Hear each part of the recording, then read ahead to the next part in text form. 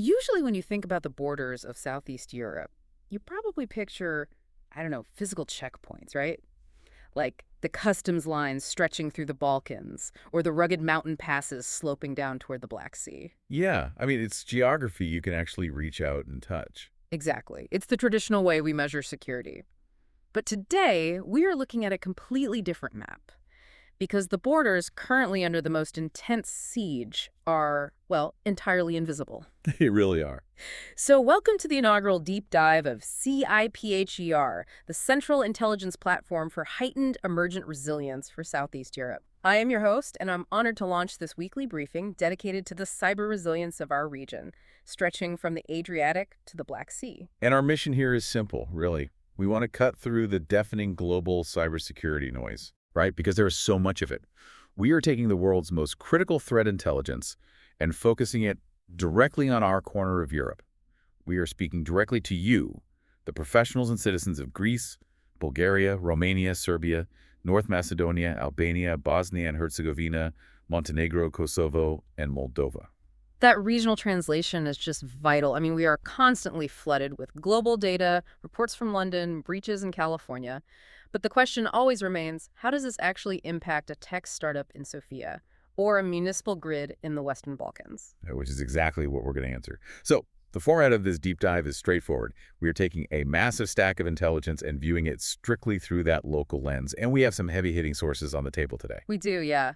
Fresh threat data from the UK's National Cybersecurity Centre, the NCSC, alongside some really deep technical teardowns from the Hacker News, Security Week, and InfoSecurity magazine. And just looking at this NCSC report, a huge alarm bell is ringing regarding a foundational piece of our regional economy, which is small and medium enterprises, or SMEs. Yeah. The data coming out of the UK and the City of London Police over the past year is, well, it's sobering, but it serves as a massive warning flare for our region. Let's look at the numbers for a second. Between April 2025 and March 2026, 323 organizations officially reported ransomware attacks to the authorities. Right. And over 50% of those victims, 175 of them, were SMEs. So we are looking at a 50% spike in financial losses, averaging around 270,000 pounds. Wow. But the part of this report that really caught my eye isn't the raw data. It's the fact that the authorities themselves attached a massive asterisk to it.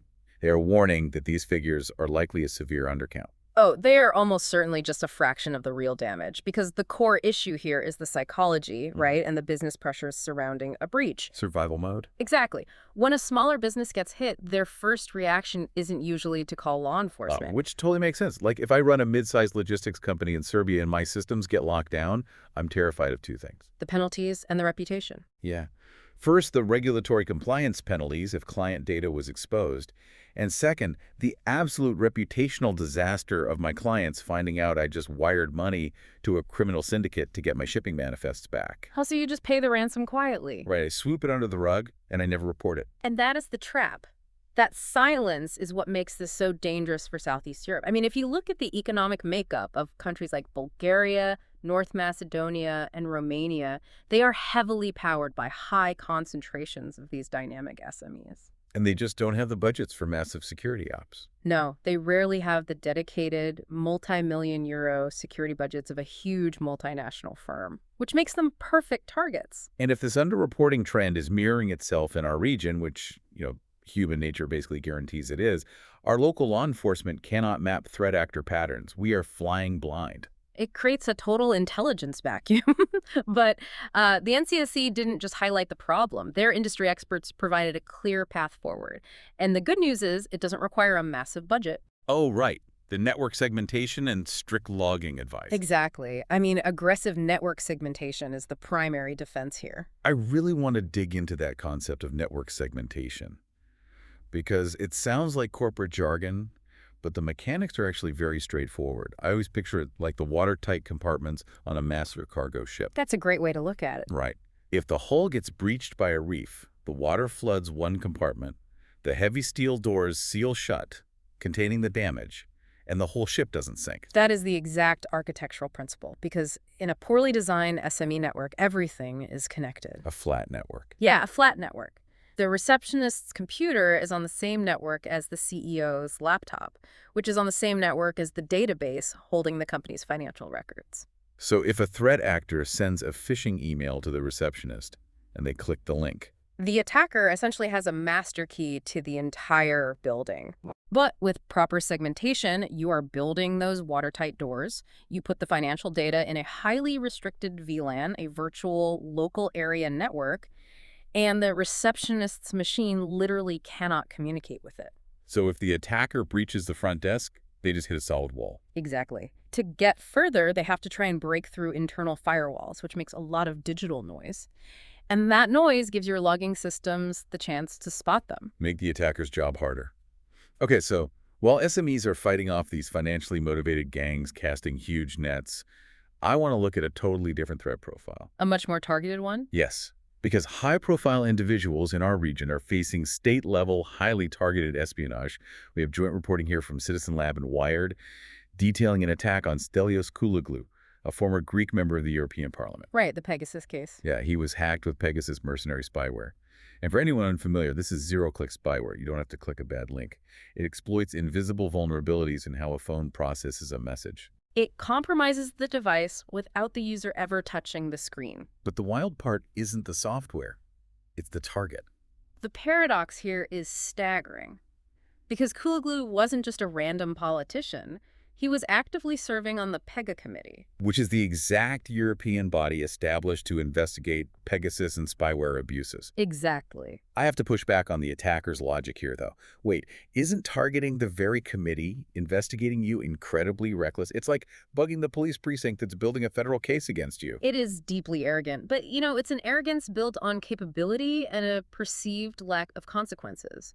Forensic analysis suggests the attackers could have accessed highly confidential documents and even listened in on sensitive committee deliberations. Which brings us directly to why this matters in EC. Right. Think about the political ecosystem across the Balkans and Moldova. We have NGOs, political organizations, high-profile figures.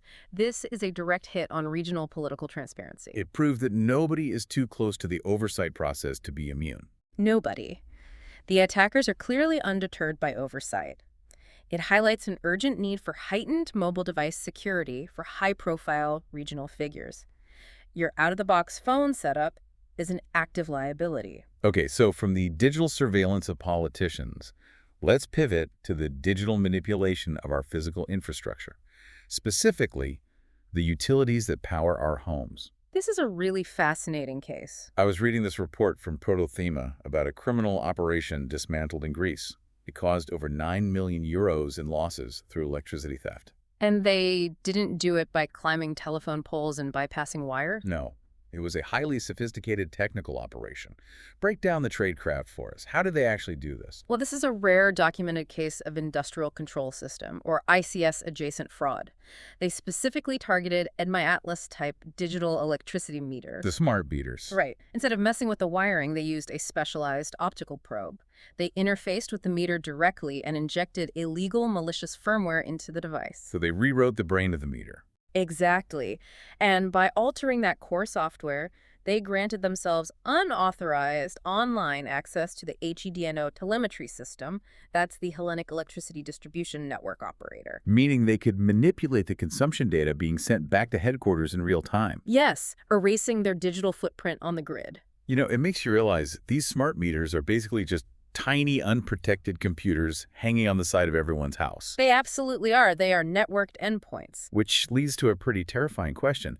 If a criminal ring can do this for electricity theft, what stops a nation-state from using the same firmware-level vulnerabilities to turn the grid off entirely? That is the ultimate nightmare scenario, and it's why this 9 million euro heist is a vital blueprint for Southeast Europe. Because our grids are modernizing rapidly. Exactly. Energy grids in Romania, Bulgaria, and the Western Balkans are rolling out millions of these smart meters.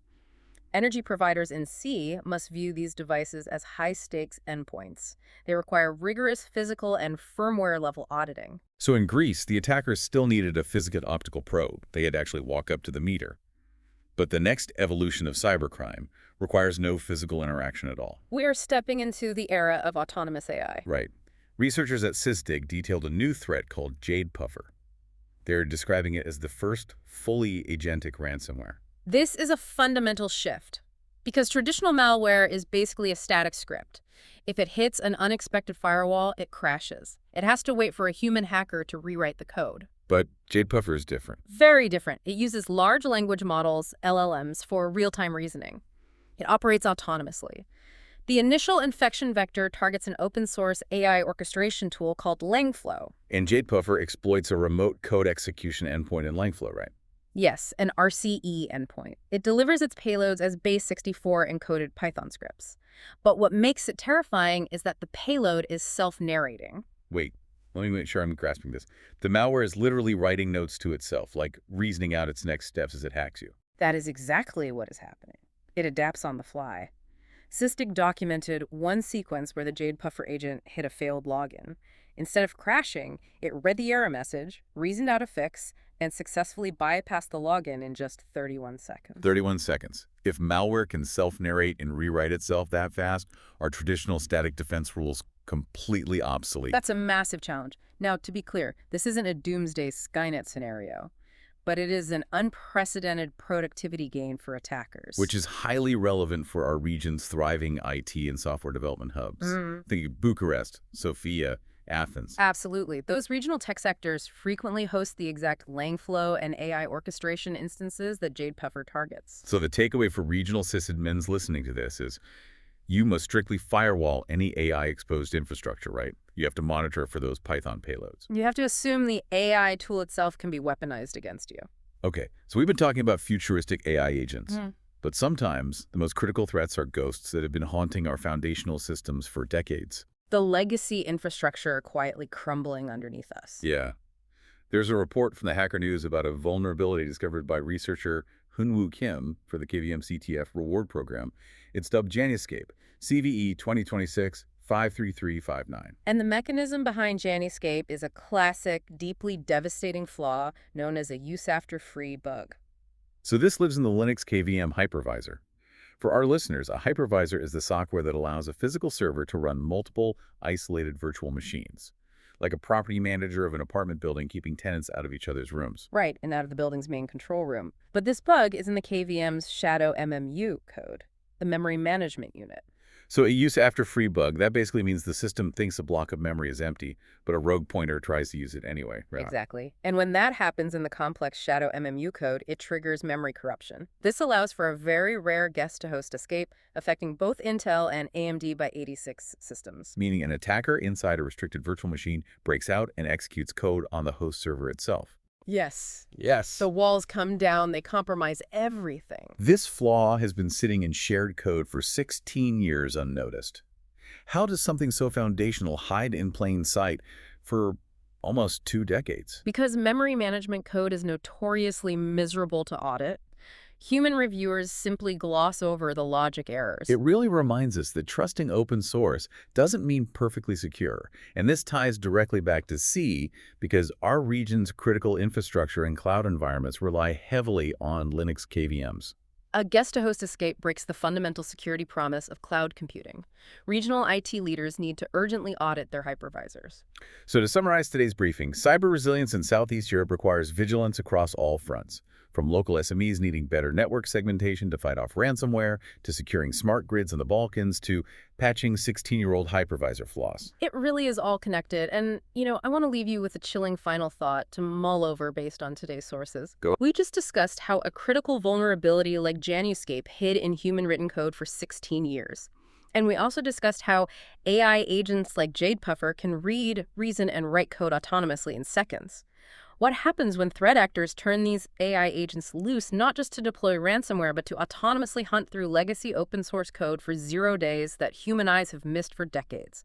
Are we prepared for an era where AI unearths the ghosts in our machines faster than we can patch them? Wow.